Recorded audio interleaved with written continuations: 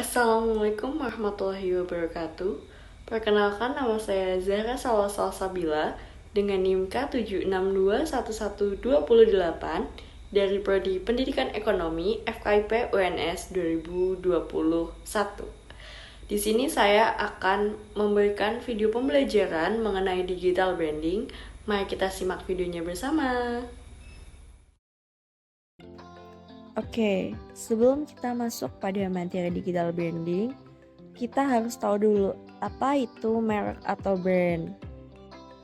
Merek sendiri adalah suatu simbol yang terdiri dari nama, gambar, logo, lambang, atau kombinasi dari semua itu yang ditujukan untuk memberi identitas kepada suatu barang atau layanan jasa dari suatu penjual serta membedakannya dari pesaing. Setelah mengetahui apa itu merek, mari kita bahas jenis-jenis merek. Jenis-jenis merek terdiri dari 3, yaitu 1. Merek dagang, yaitu merek yang digunakan pada barang yang diperdagangkan oleh seseorang atau beberapa orang secara bersama-sama atau badan hukum untuk membedakannya dengan barang-barang sejenis lainnya. Yang kedua, ada merek jasa, yaitu merek yang digunakan pada jasa yang diperdagangkan oleh seseorang atau beberapa orang secara bersama-sama atau badan hukum untuk membedakan dengan jasa-jasa lainnya. Yang ketiga, ada merek kolektif, yaitu merek yang digunakan pada barang dan atau jasa dengan karakteristik yang sama dan diperdagangkan oleh beberapa orang atau badan hukum secara bersama-sama. Setelah mengetahui apa itu brand, kita lanjut pada pengertian branding. Apa itu branding? Branding sendiri dapat diartikan berbagai perancangan, kegiatan, komunikasi, dan berbagai upaya lainnya untuk membuat pelanggan mengenal, membedakan dari produk lain, akrab, bahkan bangga terhadap merek atau brand yang kita bangun. Selanjutnya, ada manfaat branding. Manfaat branding ada 4. Yang pertama, membuat merek terkenal dengan mudah. Branding yang tepat akan membuat merek yang kita kembangkan akan menjadi terkenal. Yang kedua, memberikan posisi bisnis yang kuat dalam industri.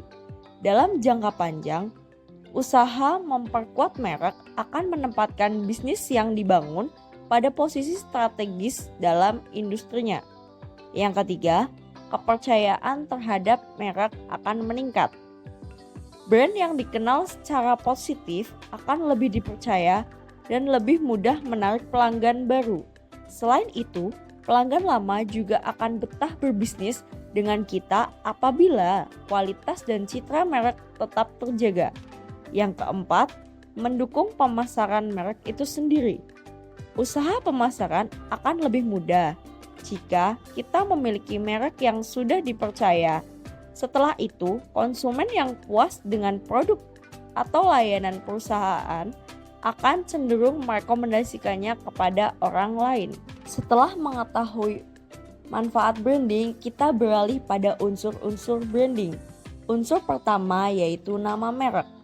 Unsur yang paling utama ialah nama merek. Apabila tidak ada sebuah nama merek pada produk, maka produk tersebut tidak akan memiliki identitas yang akan memudahkannya untuk dikenal masyarakat luas. Yang kedua ada logo. Logo dalam suatu brand tentu berbeda-beda. Maka, untuk dapat menciptakan logo brand, buatlah logo seunik mungkin dan berbeda dengan brand lain. Sebab, logo yang unik tentu akan memudahkan daya ingat oleh masyarakat. Unsur yang ketiga yakni juru bicara. Agar dapat memperkenalkan sebuah brand, maka dibutuhkan juru bicara. Untuk itulah, juru bicara harus dipilih sebaik mungkin. Juru bicara ini bisa jadi seorang CEO founder, maskot, atau orang terkenal yang mana setelah diajak bekerja sama dalam meningkatkan pemasaran produk. Unsur yang keempat, tampilan visual. Tampilan visual bisa meningkatkan citra suatu brand, baik pada desain kemasan atau desain produk. Tampilan visual produk bisa dengan warna yang cerah atau warna elegan tergantung target market produk. Unsur yang kelima ada suara. Unsur suara pada brand bisa berupa nada, lagu, atau bunyi tertentu yang unik dan menarik sehingga mudah diingat. Unsur yang keenam ada kata-kata. Kata-kata dalam sebuah brand bisa berupa slogan, jingle, tagline, nama panggilan. Agar mudah dikenal dan diingat, maka harus sederhana dan unik. Nah, setelah mengetahui apa itu brand, apa itu branding, sekarang saatnya masuk pada digital branding. Apa sih itu digital branding?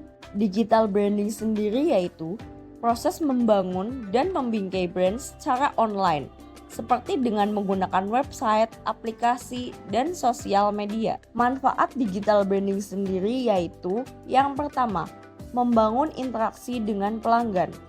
Ada berbagai strategi branding yang dapat dilakukan. Contohnya membuat konten interaktif seperti kuis serta giveaway. Upaya membangun interaksi ini dapat menarik minat konsumen untuk membeli produk yang ditawarkan. Yang kedua, ada membuat brand mudah diingat. Digital branding identik dengan ciri khas atau identitas visual dari sebuah bisnis. Nah, ciri khas ini yang kemudian membekas di ingatan target pasar. Ciri khas brand dapat berupa pembuatan logo dengan bentuk dan warna yang unik, bentuk font, hingga gaya bahasa yang digunakan saat promosi. Ciri khas ini yang kemudian menjadi pembeda dengan bisnis lain dalam industri serupa. Manfaat yang selanjutnya yaitu memperluas jaringan. Digital branding akan membantu memperluas jangkauan konsumen dengan menggunakan berbagai platform digital dalam mempromosikan produk. Bahkan, peluang kolaborasi dengan bisnis lain sangat mungkin terjadi. Selanjutnya, memviralkan bisnis. Setiap brand perlu konsisten membuat dan memposting konten yang unik dan kreatif sebanyak mungkin. Semakin besar upaya dalam mempopulerkan bisnis, maka semakin besar juga kesempatan untuk viral. Nah, perbedaan digital branding dengan digital marketing. Jika digital branding fokus utamanya pada membentuk citra sebuah brand, maka digital marketing fokusnya pada promosi produk atau jasa. Digital branding berobjek untuk mempertahankan interest pelanggan serta meningkatkan loyalitas pelanggan. Sedangkan digital marketing berobjek pada mendapatkan atensi pelanggan untuk meningkatkan penjualan. Digital branding ini menggunakan strategi secara permanen, sedangkan digital marketing strateginya yaitu tergantung pada beberapa faktor dan sifatnya periodik. Contoh pada digital branding itu terdapat membuat logo, tagline, memanfaatkan media sosial, serta membuat website. Sedangkan digital marketing contohnya ialah video marketing, influencer marketing, sosial media marketing, konten marketing, serta email marketing. Setelah mengetahui perbedaan digital marketing dengan digital branding, kita masuk pada jenis-jenis digital branding. Yang pertama ada product branding, merupakan usaha pemberian identitas pada sebuah produk yang mampu mempengaruhi konsumen untuk memilih produk tersebut dibandingkan produk pesaing lainnya. Produk atau merek yang berhasil adalah produk yang mampu mendorong konsumen untuk memilih produk miliknya daripada produk kompetitor. Selanjutnya ada personal branding, persepsi dari orang lain yang dibangun terhadap diri seseorang dan apa yang bisa ditawarkan secara profesional saat ini serta di masa depan. Personal branding akan mempengaruhi nilai seseorang selama proses seleksi hingga akhirnya diputuskan untuk diterima atau tidak. Personal branding bisa terlihat lewat cara berpakaian, berbicara, hingga gadget serta kendaraan yang digunakan. Strategi branding yang efektif. Yang pertama, ada logo. Logo merupakan identitas visual dari suatu merek. Dengan adanya logo, maka produk akan lebih mudah diingat dan dikenal oleh banyak orang. Dalam pembuatannya, logo bisa berupa karakter, nilai pada bisnis, atau target pasar. Yang kedua, ada website. Website diartikan sebagai platform digital yang berguna sebagai etalase produk. Saat pelanggan ingin lebih banyak mengetahui tentang produk atau jasa, maka mereka bisa membuka halaman informasi umum, jam kerja layanan, siapa yang di balik layar pada website tersebut. Selain itu, mereka juga dapat mencarinya di Google saat mengetik brand Anda. Selanjutnya ada Search Engine Optimization. SEO atau Search Engine Optimization akan memastikan brand dan produk menjadi sangat mudah ditemukan oleh mesin pencari seperti Google. Social media. Hampir semua orang saat ini memiliki media sosial, sehingga Anda bisa memanfaatkan kondisi ini untuk melakukan digital branding yang menarik agar mampu menarik lebih banyak pelanggan. Namun saat menggunakannya, Anda harus memiliki sikap seperti influencer. Artinya, Anda harus menjadwalkan waktu posting konten, memperhatikan kolom komentar, dan merespon DM yang masuk. Selain itu, pantau juga perkembangan konten media sosial brand Anda. Email marketing. Email merupakan cara mudah dalam menjangkau pelanggan, terutama untuk mereka yang anti atau tidak menggunakan media sosial. Konten marketing. Jika pada pemasaran digital penerapannya lebih fokus pada penjualan, maka konten marketing akan lebih fokus pada keterlibatan audiens dengan konten Anda. Suatu iklan konten marketing yang sukses mampu membuat calon pelanggan Anda tertarik untuk melakukan pembelian serta membuat mereka antusias terhadap brand Anda. Selanjutnya ada influencer marketing. Influencer marketing merupakan strategi digital branding yang menggunakan jasa mereka yang memiliki followers atau pengikut yang banyak untuk memposting brand Anda. Proses pemilihan influencer marketing pun tidak terlalu susah. Anda hanya melakukan 3 hal ini. Yang pertama, memilih seorang influencer yang sesuai dengan misi serta bisnis Anda. Yang kedua, membicarakan tentang bayaran mereka dan sesuaikan dengan anggaran yang Anda buat.